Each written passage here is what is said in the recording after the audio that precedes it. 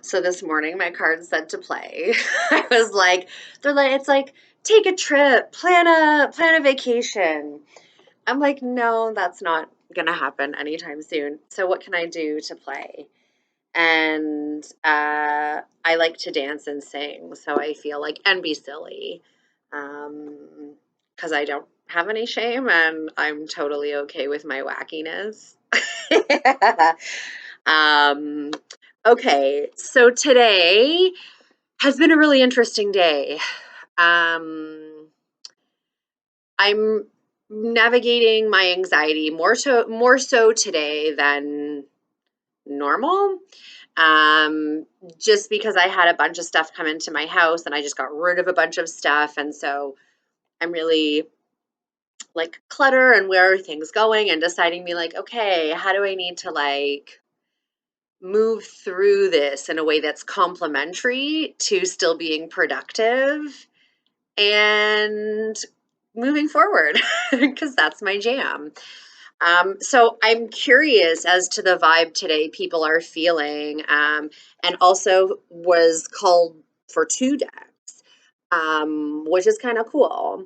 So until today, we've done past life. I don't know if I've done a past life deck. I can't remember with you folks, but pretty cool. Okay, so this deck is coming first. Um, and I'm very curious as to how it goes. So for the folks out there who have and live with anxiety, what do you do to sort of navigate that anxiety when it gets triggered? For me, I really feel things energetically, so I do a lot of breathing because it's like sending that frazzled energy just out and like replenishing it with like calm energy. Um, and it's funny when you start to see the healing and growth from putting in the effort to take care of um, our mental health, because it really does show like how I feel today is so much more healed than ever before. So it's really wonderful to know that you can do stuff and get to where you want to go when it comes to your mental health. Whoa. Oh my god. Ain't that the truth? Okay. I know you all are like, what? Sorry, it's like the reality of being the dealer, you know? Oh my God, that's hilarious. All I can picture is like my own table at Vegas, and I'm like shuffling cards, and people are like, hey, I'm like, what is it gonna be? Tick, tick, tick, tick. Are you getting the three cherries? Probably not. Okay. You're gonna get some feedback, which is probably why I won't have any type of table at Vegas. That's I. What's the truth to those people who want to be in my life? That's for sure. Yeah, I definitely want you to comment down below what you do so we can like swap tips. Healthy things, please. I already have enough unhealthy things to navigate through. I don't need another suggestion. I want to keep it positive. Okay, maybe this is it. Is this it? I, there are times when I need to be alone. How do you like them apples? Until today, you may have believed that being alone was bad or frightening. Just for today, allow yourself to explore the possibilities and opportunities that being alone offers you.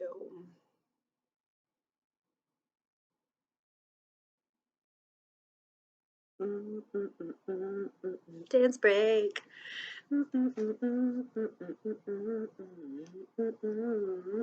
Okay. Um,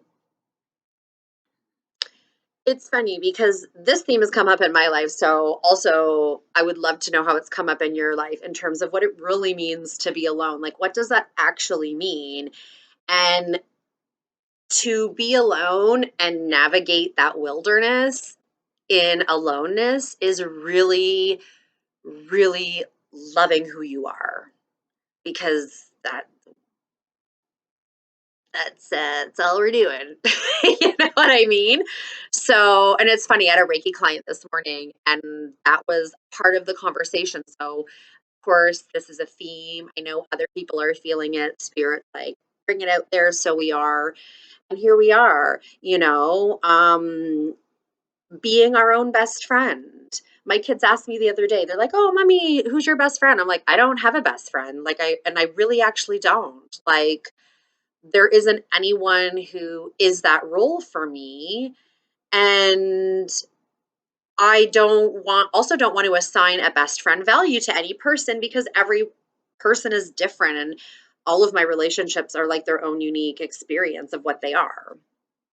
So I was like, no, I don't. And I don't have a partner. So it's just me, and to really just enjoy what that is, like being in my own company, liking to do things with myself, really doing that. So if this is something that is possibly a reminder for you that it's okay, and that just for today, allow yourself to explore the possibilities and opportunities that being alone offer us. This is a reminder that these are like beautiful, enriching times for us. We don't really want to be with someone we're not really supposed to be with, whether it's a business partnership, a friendship, a romantic relationship, like anything. We don't want that. I know I don't. So when putting out into the universe and using I want language, like really being clear and claiming this is what I want, is being able to identify I want healthy relationships. So if that means I don't have a close, intimate relationship in this category at this point in time, it's because there isn't someone that I've connected with that fits in that category who is where I need someone to be in terms of being healthy. So that's what it is for all of those things. And it's easier to do that when we like ourselves, when we love ourselves, when we feel truly just content in the as is.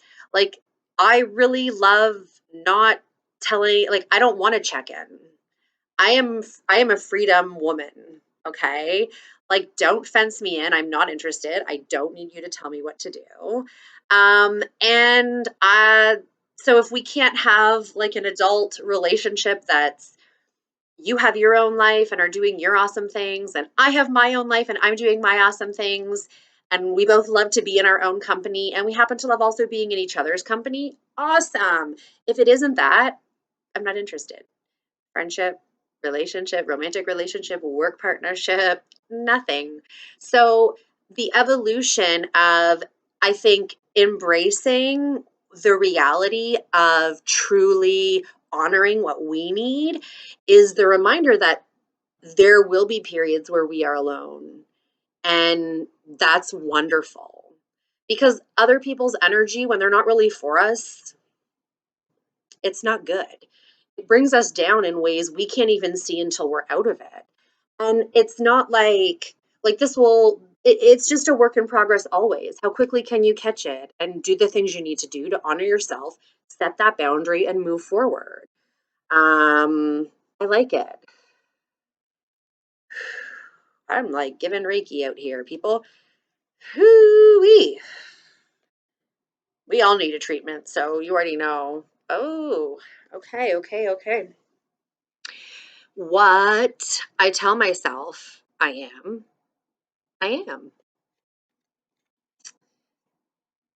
Until today, you may not have realized that you have the power to reshape and redefine any experience, no matter how devastating it seems. Just for today, look at your experience and ask the Holy Spirit to show you how to use them for your good. Ugh.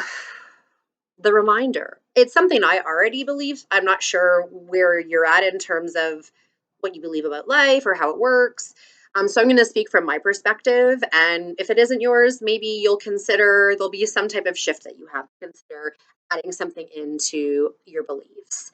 Um, Everything happens for a reason. And there are things we come into this life that we have sort of co signed on in terms of this is what this human person's going to experience. And I'm a spiritual being and I'm coming in to walk this path. And the reason is for like growth, expansion. Like there's a lot of healing that needs to happen on our planet, period. So we're always going to come back in and grow and stretch and get to where we need to go for humanity for whatever the reason. I don't know. Like maybe it's some like huge galactic game of survival. You know what I mean? We don't know. But the point is that when we can put meaning into experiences, it's easier to begin to reframe our thoughts and feelings because we all are impacted. Like when we experience a trauma, many things happen to us. It takes years to heal. And most people are not really doing the things they need to do that bring genuine healing to post trauma stress. When we are able to shift that perspective, and I love how she says, ask Holy Spirit to show you how to use them for good. I like to say, ask Spirit, the divine. Sometimes I say God or the universe. Like, I have a very diverse and complex religious and spiritual backstory.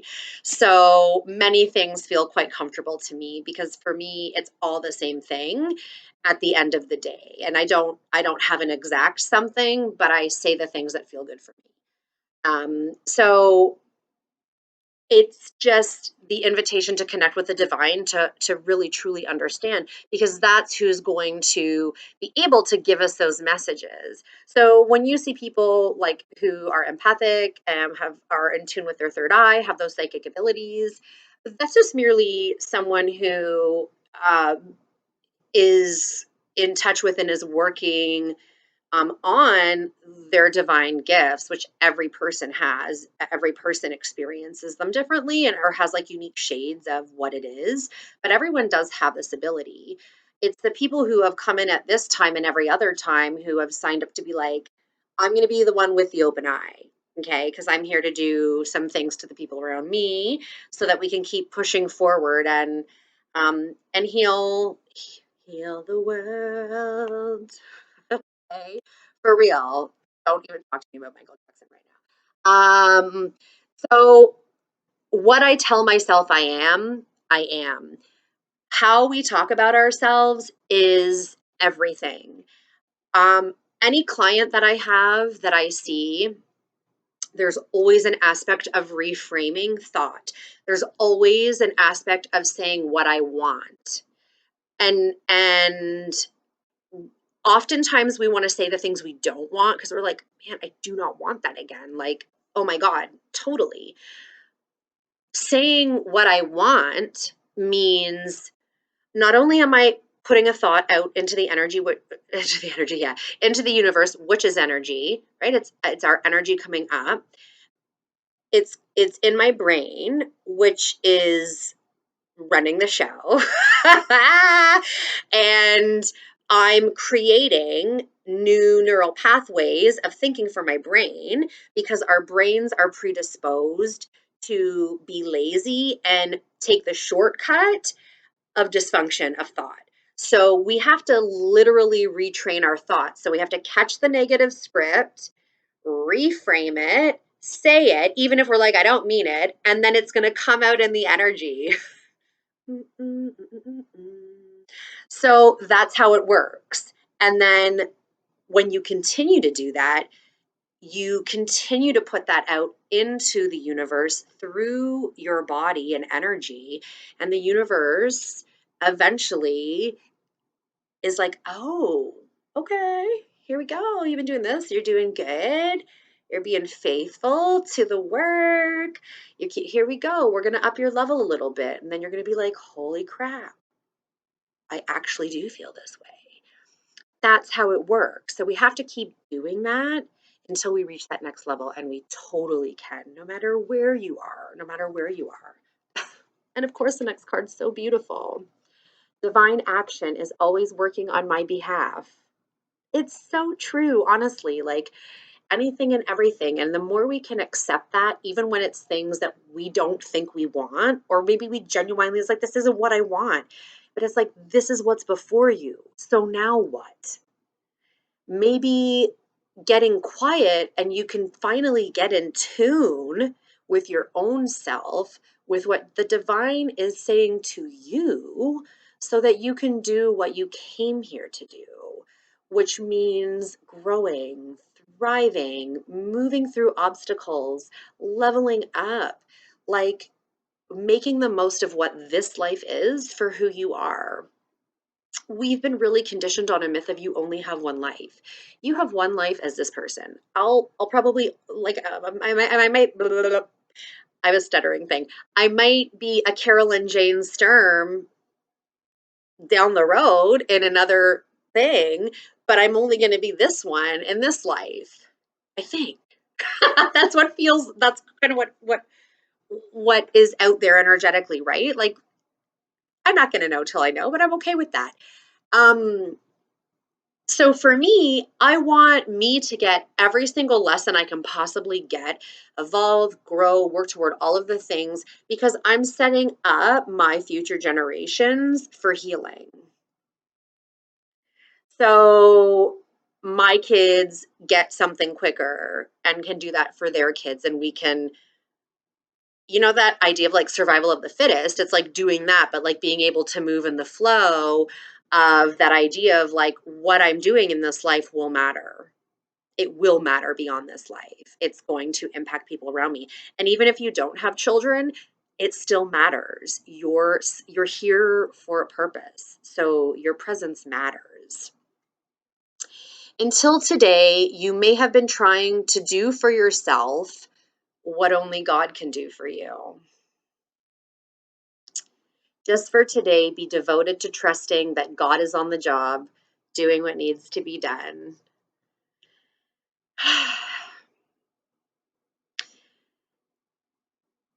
Examine your relationship with God, creator, divine, the universe, Allah, however, whatever. Examine that. Which ways are you struggling with just trusting? And that there are some things that really only God can do for us. And it isn't on our timing. Divine timing is like you're dizzy. So divine timing is like your friend's drunk right now. Right? So sometimes in the journey we cling very tightly to the things that we want, and we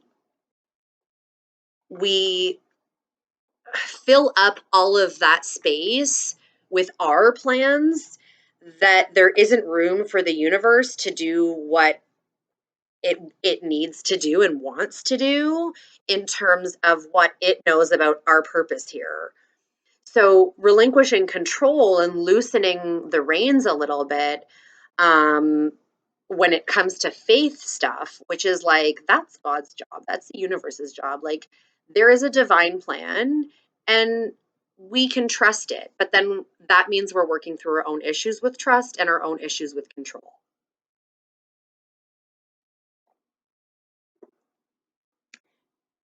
It's multi layered. Healing is multi layered. Figuring it out is multi layered. I Oop. Past life. I was like, all like, hey, past life. What are you gonna do about it? Okay. So my mind thinks like an SNL skit, and I totally want to go into like all these different scenarios. How if I were like playing me as a character, I would be so dizzy and so extra, which is hilarious because I feel like people usually think I'm dizzy and extra anyway. Oh, geez, whoa, hello.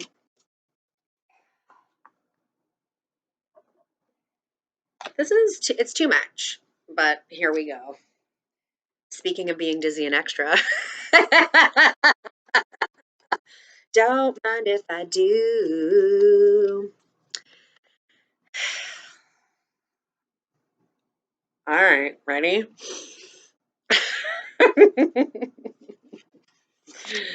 Okay, Egypt. What are people thinking right now when I said Egypt? Because I'm going to tell you right now the cards that came out. I'm like, ah. I'm scared to tell you. Not because it's bad, just because when I chat with people about past lives and when we do this deck, sometimes people are like, like it feels very not what they have considered or believed or thought about in any type of depth before. So I feel like you all get it. This card signals a significant past life in Egypt, which relates to your present situation and question. I mean, normally when you're doing these, there's something specific in mind. What was specific in my mind was pulling for things that are relevant to those of us who are watching. So that's what that is. When a negative pattern stubbornly refuses to heal, its roots are often buried in a lifetime beyond conscious memory. 100% true. Fortunately, you can access and heal the issue. Like gardening, you can eliminate vestiges of the past by pulling them out by their roots. If you're drawn to Egyptian culture or travel, you most likely had a positive experience in your lifetime there. You may wish to explore the belief systems of Egypt or tap into ancient memories. Much of Egyptian spirituality involved astronomy and astrology, so stargazing can also help you trigger insights and recollections. On the other hand, if the thought of traveling in Egypt is frightening to you, or you have the negative feelings about its cultures or spirituality, you may have deep-seated fears associated with your lifetime there, or be racist. This is fairly common as many traumas occurred in the land of ancient times. Working with a qualified past life therapist or a regression audio can help you release and heal old toxic energies. You can also get Reiki for that as well. So this is what I want you to take in about past lives and when we do the cards. So I don't think there would be anyone who'd be like, no, I don't have anything with Egypt, because I feel like we all have a something with Egypt. Okay. So, what is your something with Egypt? Is it positive? Does it feel negative? And then, how can you tap into those feelings and vibrations so that if it was positive, you're channeling what was positive to like carry forward with you um, into your day in terms of like energy, maybe understanding where you're at or why you feel called to do certain things, all of that stuff. When it's negative, what we want to do is be like, what feelings comes up when we think of that? Because often it's like, well, I've never even been like, I don't. It's like, ugh.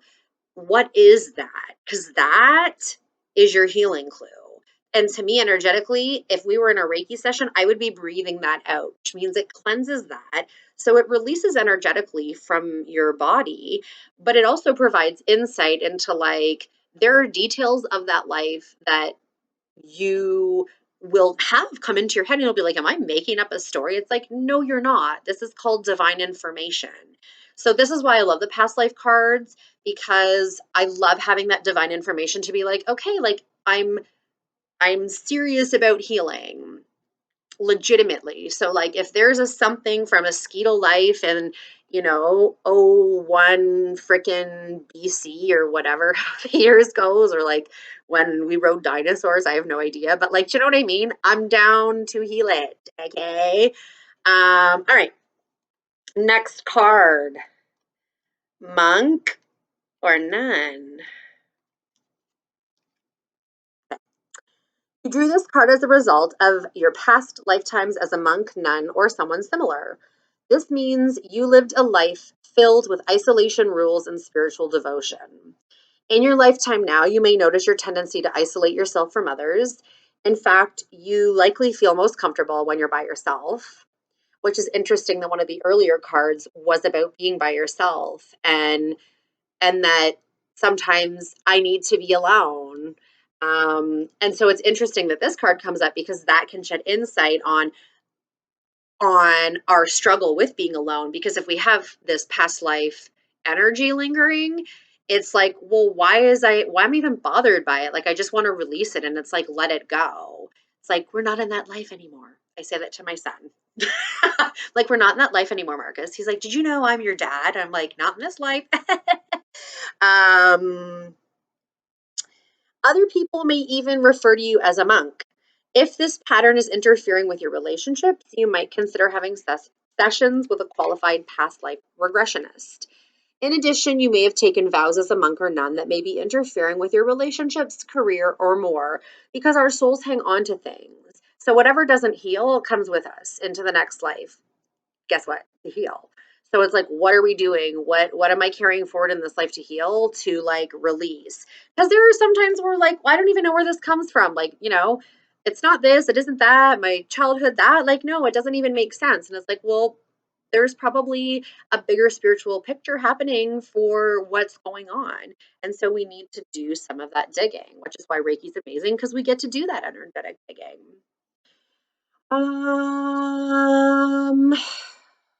Unless these vows are severed, carry forward through time. So, for instance, if you took a vow of poverty, you may be struggling today with financial insecurity. Other past life vows could be connected to chastity, which can impact your present romantic life, or self denial, which causes you to feel undeserving or fearful of abundance. Often it's enough simply to consciously bring the memories of these vows to the surface in order to release them. Then it's just a matter of clearly severing them in all directions of time. You can do so by simply saying the following: I hereby sever and release all vows that are self destructed in all directions of time for everyone involved. So we really can do the work to release those vows. And when we think of, especially historically speaking, like incredibly repressive experiences and like truly some dysfunction and control issues, like there's so many things. So it makes sense that whatever life we had in which that was our experience or something similar to that title, we might still have some unresolved trauma or healing from that. Which also is interesting that this is coming up, and I can feel this like resonating for some people, so that's really cool. This card indicates that you suffered or were killed in a war in previous lifetimes. Your unconscious will tell you whether you were a soldier, an officer, or a civilian who was a casualty during a battle. That lifetime could have turned you into a pacifist, or it could have made you a conflict phobic, and and you cannot stand any measure of violence or even loud voices. Conflict phobia prevents relationships from deepening, as part of the authenticity stems from sharing your true feelings with each other. Currently, that lifetime may have filled your heart with anger, or conversely, that lifetime may have filled your heart with anger and the desire for revenge. In such a case, you would have a difficulty controlling your temper. This may even lead to addictions in your attempts to bring about peace. If you have that natural warrior spirit, it's important to channel it in peaceful and constructive ways. For instance, being an activist for positive social change or a legal advocate who champions underdogs. That's very, very, very interesting. Um, I think no matter which or how this is impacting you, whatever route that is, um, this is about the same with really the other two cards, all the cards. Um, how do you feel about that information? And do you feel connected to having had an experience that did did not leave your soul, like can stayed with you, like carried into this life, in a positive or a negative way, and then how to go about moving through that and releasing that. So a lot of that is work you can do yourself. But like scratching any itch, it is best felt and received and does what we want it to do when we have someone else, doing something that is, we could do it for ourselves, but it's not quite the trick. So having a helping professional usually is the trick. And if you want to get Reiki, that's another amazing way to have that itch scratched because you can work through that energetically. Interesting. We're on a theme here: food and hunger. You didn't have enough to eat in your past lives, causing you to overeat and hoard food in this incarnation. You may have weight or eating disorder issues because you associate eating with fear of hunger instead. You harbor insecurities about whether there will be enough food in the future, so you may stockpile supplies. You also serve yourself large portions and make sure to eat everything on your plate just in case there won't be enough food in the future. For some people, this pattern also applies to fears about having enough water to drink. Often, just remembering the past life pattern is enough to heal the issue. Understand that the past is over and will not repeat in this current lifetime. The goal should also the goal should be to learn from it and then let it go. Also, let fears of deprivation fade away as they are no longer necessary. Open yourself up to abundance. When we have like poverty issues, and I think most of us do, um, whether it's a poverty mindset or like fearing of going without because you might actually have, or maybe you haven't, but it's always a fear and you're like, where does this even come from? That's that's part of where that comes from. Being able to acknowledge I am safe, I am secure, I have food in my fridge, and identifying our relationship with food is super, super, super important. And I definitely encourage any person who wants to navigate through this healing experience or has um, some work to do in this healing experience, I strongly encourage you to seek out professional support to help you process through this because, yes, there's a spiritual aspect to it. And when it is a spiritual aspect, it's a bit different to do that. But there are, like, it's great when there's more than one sort of iron in the healing fire, right? So you can get energy work done, and then you can also see a psychiatrist or a psychologist or a social worker or like a counselor therapist. Like there are lots of things you can do to complement healing. And so when it comes to eating disorders and those types of things, it's very important to have support on that journey because it's a doozy. Our last card, Atlantis. Your lifetime in ancient Atlantis is affecting your current situation. You have soul memories of this idyllic civilization that offered every imaginable wonder. There's a longing for the utopia that you unconsciously remember and which you know is possible in this world. Your soul also remembers the tragic ending of Atlantis, and you may have developed phobias about the ocean as a result. Although you love the sea, perhaps you prefer not to go swimming or sailing. I don't want to really take a cruise. Um, you also recall how the majority of Atlanteans were peace loving, with the exception of a few political leaders who misused crystal power to the detriment of all. Like, why? Ugh, anywho. So you may be extra sensitive to issues relating to political corruption in this lifetime. Um, Also, what I love about the Atlantis card is just the reality that like there are ways of existing on this planet that are truly holistic and really quite natural, and we need to keep doing more work to get back to the healing wisdom, the lifestyle wisdom, you know, minus that pesky ego. Oh, Lord. That was really interesting. I'm curious. Tell me what you think in the comments below.